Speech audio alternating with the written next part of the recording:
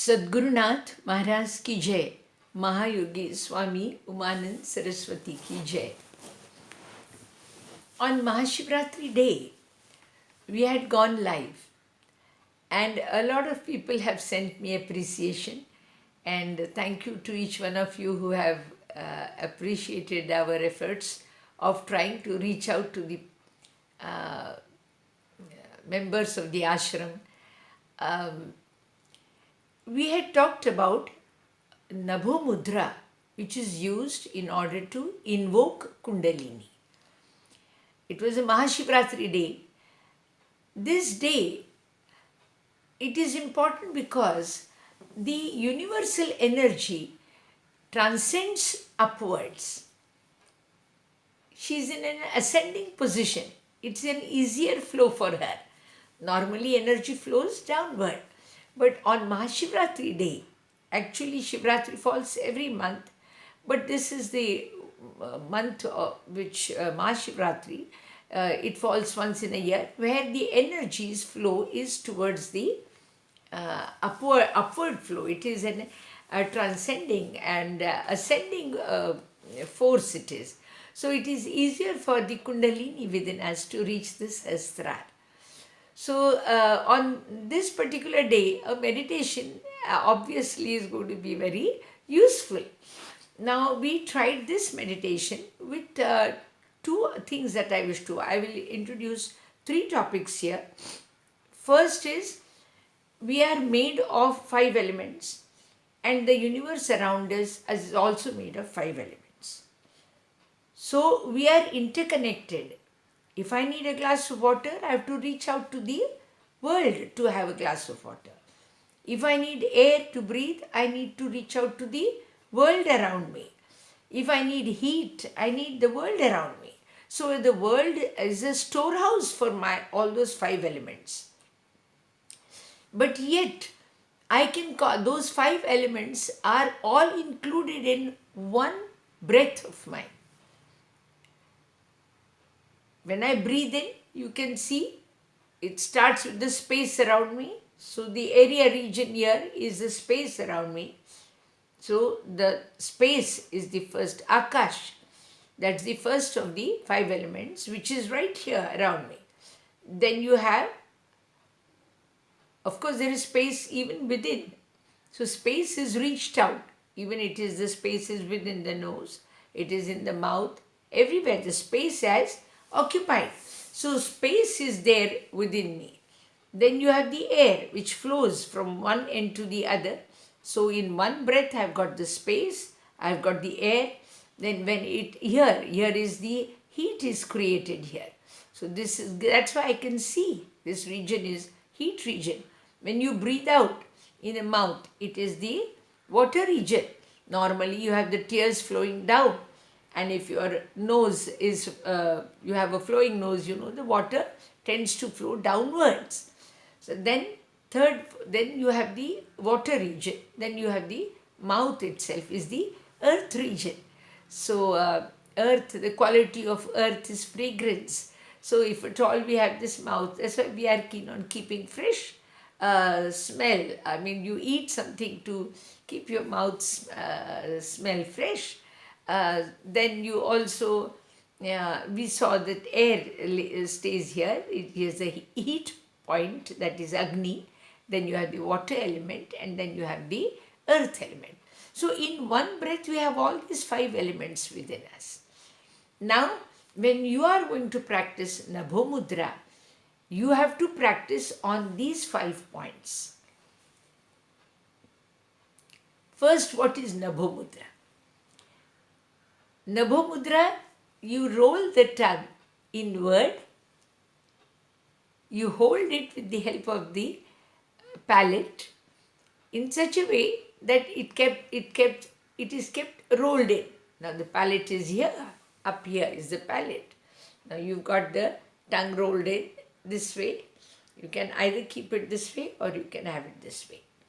So let the tip of the tongue either touch the palate, or you roll it in such a way that it gets locked in.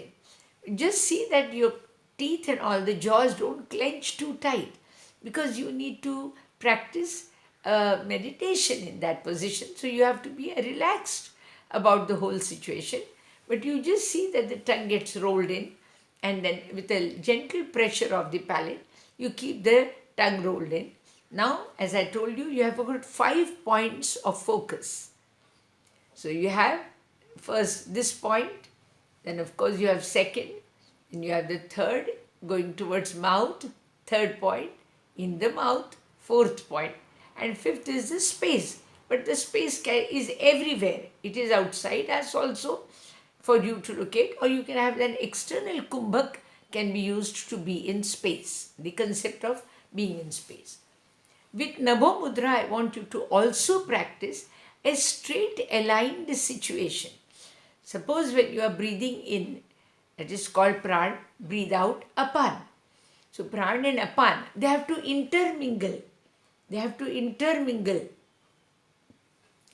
Friends, intermingling is very important. So intermingling is possible when you mentally align it in a one straight line. You have to breathe in and breathe out, but the line has to be mentally kept straight. So whether let's say the tongue is rolled in on this side inside. So for me, when I breathe in, I go this line and I breathe out again to this point. Or if it is this, when I breathe in, I come this way and go out this way. Or it is mouth, I breathe in and I breathe out. So remember, it's not so difficult. You just need to maintain a straight line of these two incoming and outgoing breath. And then you also can include in it, in short pace, you can include kumbhak. Kumbhak is withholding the breath. So you breathe in, withhold, you breathe out and withhold. You choose any one point. You can choose this point for your focus. You can choose this point for your focus. This is the space. This will be the fire. You can choose this. That is air. Air is within here. Then you can think of water. So water level is right from here, any point on this level, and mouth is the earth. So this is Nabho Mudra we are practicing. You can keep your hands in this position on your lap, and you can practice this. You can also simultaneously, if you are going to use the tip of the nose, the space point, then of course you have a simultaneous mudra for space. So you can use this for your space. So if you are going to keep the nose, the tip of the nose, the external side of it, the external tip of the nose, if you are going to keep it in mind, it's the space. So you are into the, and then you can practice the external kumbhak also. So you will be touching the space element. Then when you concentrate on the internal side of it, the water, the air region, the passage through which the air flows in. So for that you can use this mudra, this is Vayu Mudra. If you are going to use that passage for your focus point, then you use Vayu Mudra. If you are going to use the Agni point, that is the fire element, then you use this mudra. If you are going to use the Jala point, that is when the water flows, when you breathe in towards the mouth, you start realizing that there is a water filling into your mouth. See, you have tears. The tears descend. Water is a descending process, but it stays collected somewhere. So here it's collected in the mouth, and outside it gets collected on earth. So this is the earth element. And if you want to concentrate on this lower point of the tongue, that will be the earth element. So this will help you to invoke the Kundalini. These 5 mudras, earth is this element, this mudra. So you take any one mudra and you take the simultaneous concentration point. Third, you see that they are aligned. The breath, incoming and outgoing breath, they stick to one single alignment. We have sand glass. you have the example, the flow becomes is a very thin uh, uh, connecting point, and they both get intermingled. So intermingling of these two, because both are air quality, so intermingling is not so difficult. So that will be maintained in a straight line. Now this was what we had practiced on Mahashivratri day. But I had told you, you can even imagine the air to mingle this way, or you can even imagine it to be upward and downward, both ways. So I had told you to practice Nabho Mudra, that is roll the tongue in. Then I had told you to either keep this mudra on your lap, or as I told you, if you are going to think of the points of the 5 elements, then you look into those mudras and simultaneously maintain the mudra of the posture of the hand and of the tongue, Nabho Mudra. Now we know about the earth element, so people health-wise also is going to benefit, but we will not mingle too many issues at a time.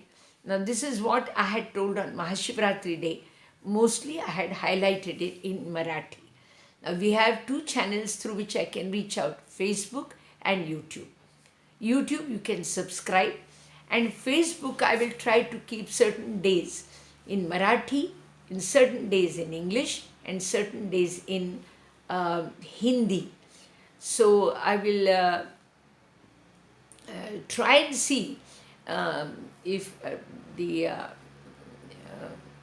3 languages, and of course I need to thank the YouTube people and the Facebook people for making this arrangement for us, so we can actually keep in touch with the people all over the world.